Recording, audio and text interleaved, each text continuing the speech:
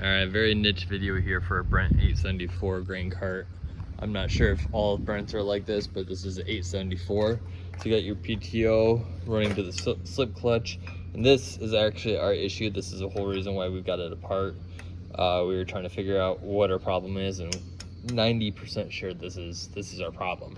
To where we'd be trying to dump grain into the semi, and we'd open our gate just a smidge and it'd work fine. But if we open it a third or halfway, basically once we put it under load, there's too much resistance there and our slip clutch would start smoking. And the auger would get backed up, we couldn't dump anymore, and we would have to put the auger down, let the grain pour onto the ground. We put the auger back up, and then we were able to empty it out and that kind of thing.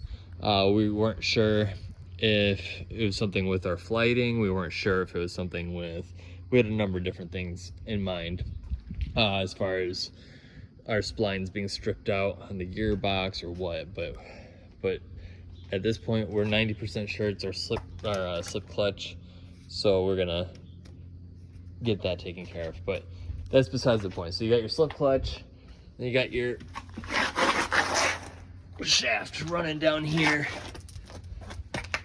You got 1,000 on this side, 540 on this side of the gearbox, and then it 90s up into the cart.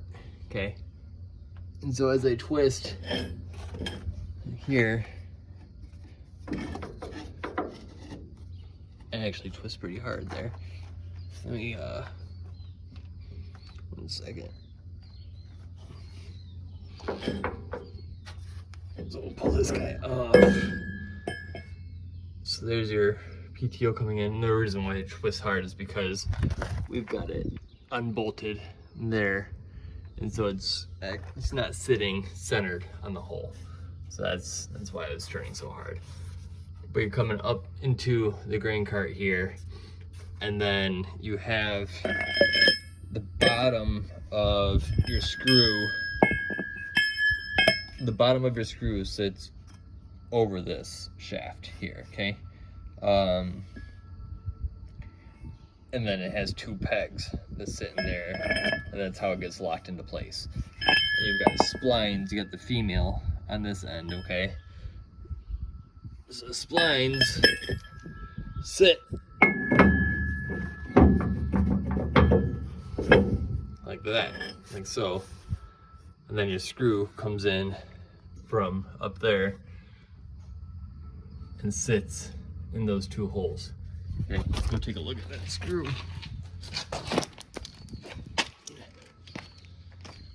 And here it is. So you've got the 2 stubs there that sit in those 2 holes. And then you get the female that sits over that shaft. Okay, now on the upper end, you pretty much have the same deal. So this bracket attaches to the tube. So, I mean, so you got your tube right there, and that's where the bracket attaches. Okay, and then the bottom of that upper auger right there is the same concept. There's a little stub on it.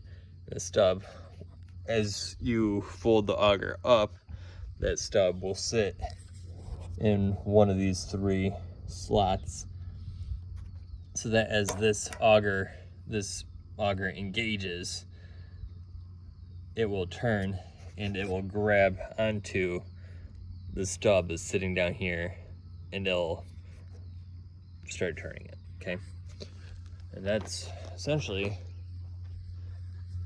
at least as far as this video is concerned, that's all I have to share with you. Here's what it looks like on the upper auger. So you only actually have 1 stub here, where the lower auger has the 2 there and there. But pretty much the same deal. So we were surprised.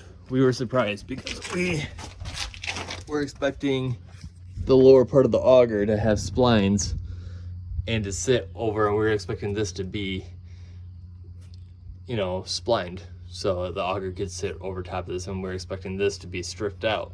So when we pulled it off, we're like, hey, there's no splines.